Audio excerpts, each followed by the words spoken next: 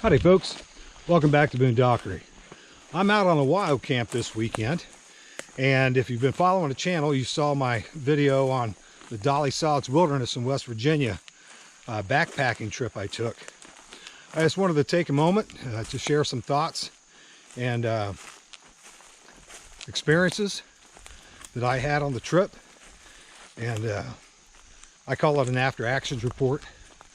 So hopefully you'll get something out of it that you can use, and I can give a chance to give a fresh perspective after a little bit of time reflection.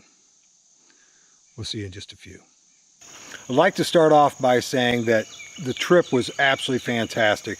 The hike, the experience was really something else. It will definitely be a trip I will remember for the rest of my life. But the thing that really made it special was the fact that I was able to share that experience with two very dear friends, Aaron Lambert and Kyle Grupenhof. And I deeply appreciate the invitation to join you on this trip, and also for your patience when I was trying to get some filming done along the way. It really meant a lot to me. I'll go ahead and start off by talking about my pack and my pack weight. My backpack is an amazing piece of engineering. It's a Mystery Ranch Wolf Pack.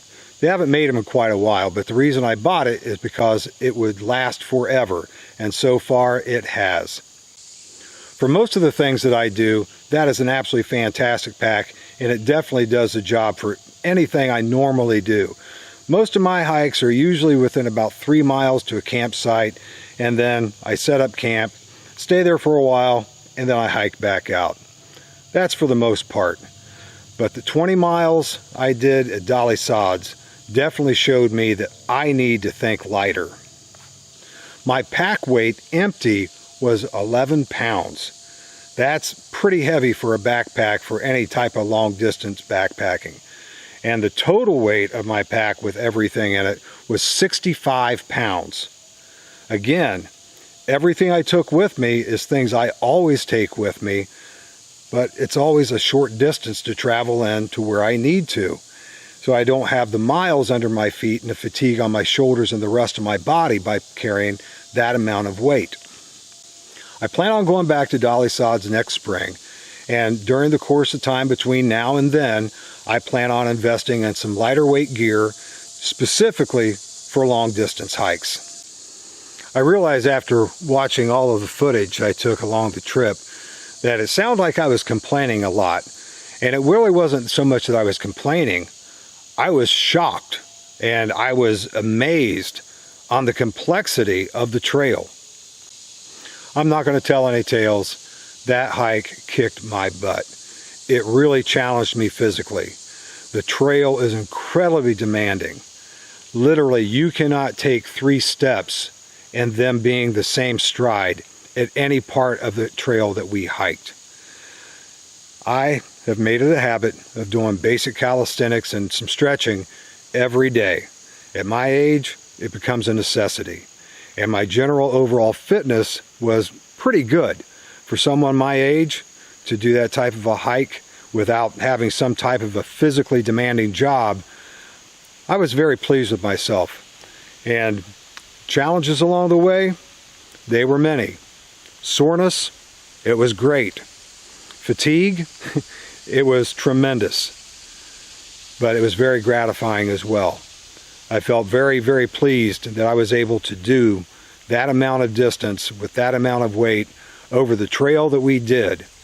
And next year, next spring, I'm going to be in much better shape to be able to conquer that trail at Dolly Sods. Being given all the details of the trip by Kyle before we went, I had a map, I had the details of our campsites, where we were going to be traveling, and by looking at the map, I could tell from where we parked to our first water point was going to be a decent distance. So I decided to take along a lot of water.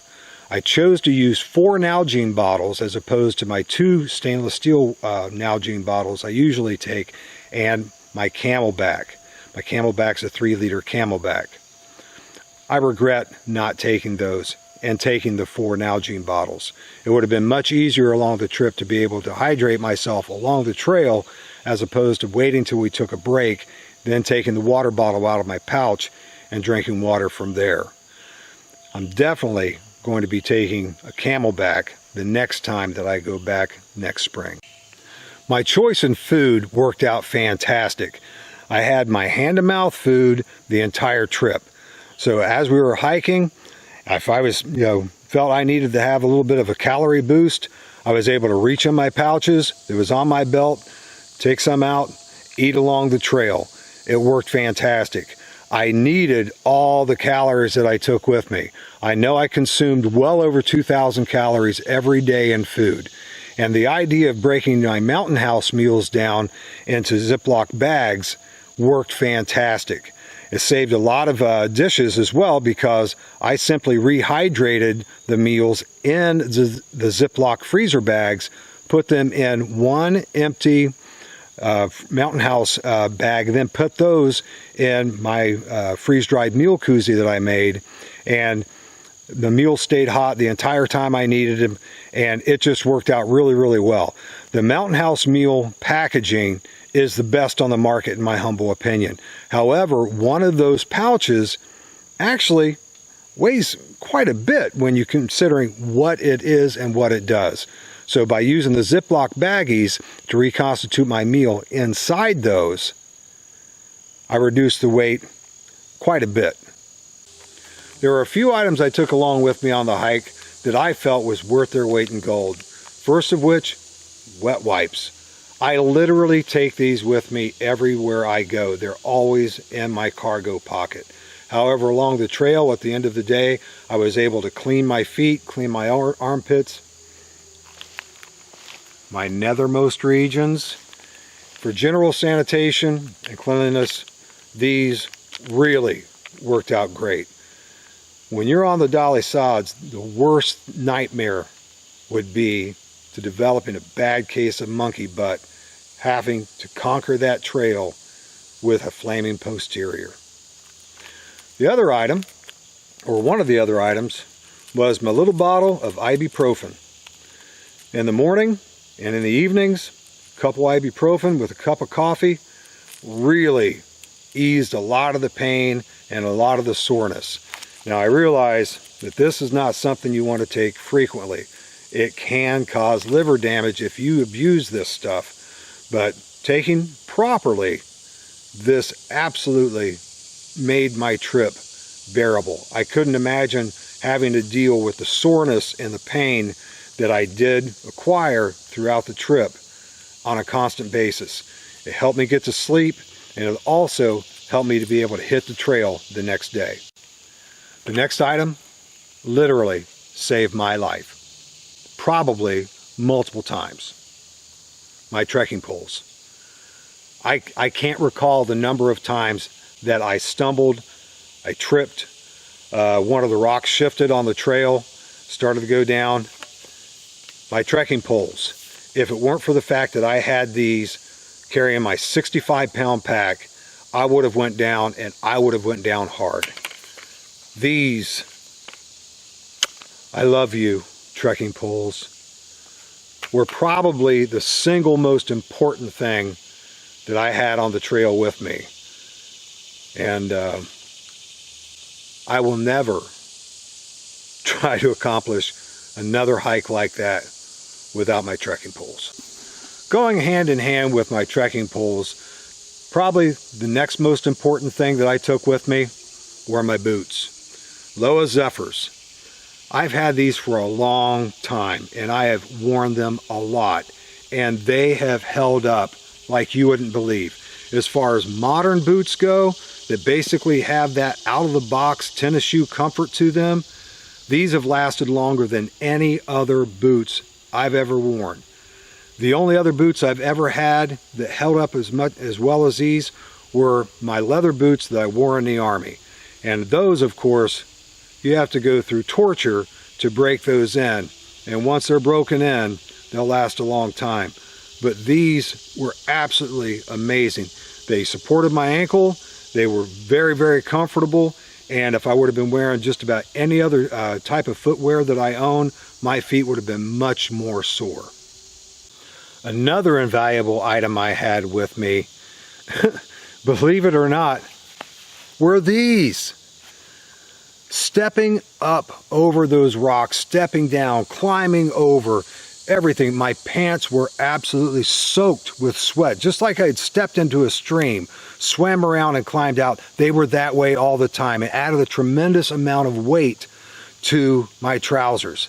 I carry a lot of extra stuff in my pockets, which add to the weight.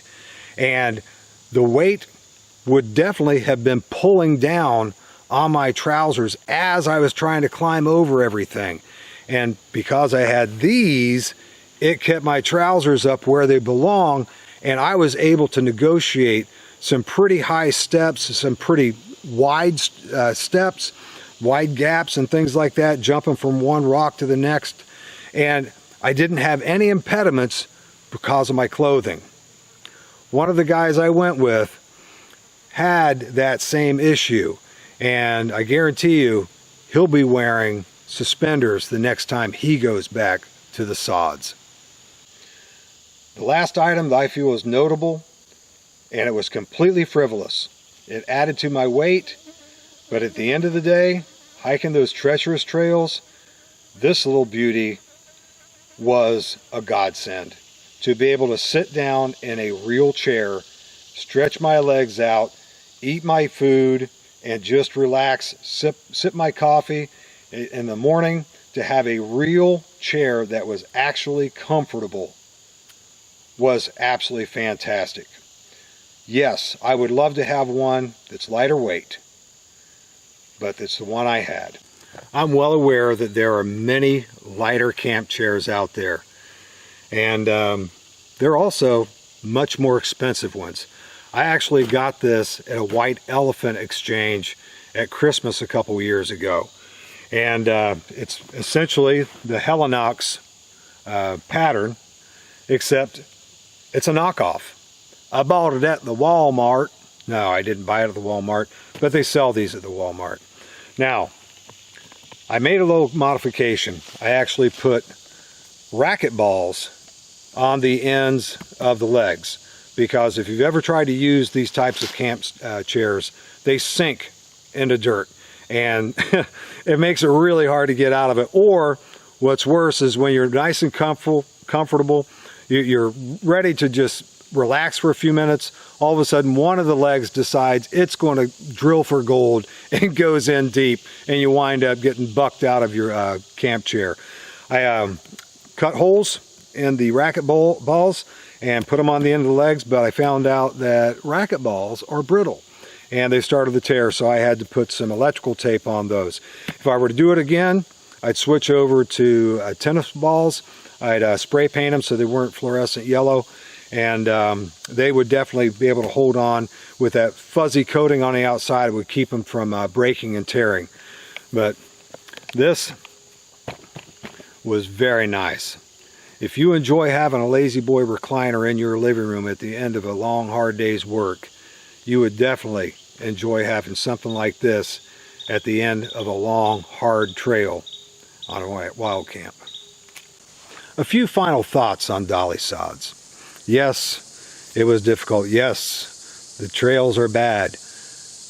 But meeting challenges, enduring pain, enduring hardships with people like the people that I shared the trail with made the trip very, very special and worth every single pain and ache I experienced.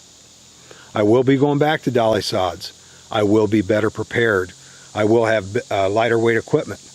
I will have, by that time, figured out a way to where I can video along the way, the entire way, to be able to have better quality footage for videos that I do. I will be in much better physical fitness. And it would be fantastic if I could share those trails again with my dear friends. Folks, thanks so much for watching. I'll see you next time.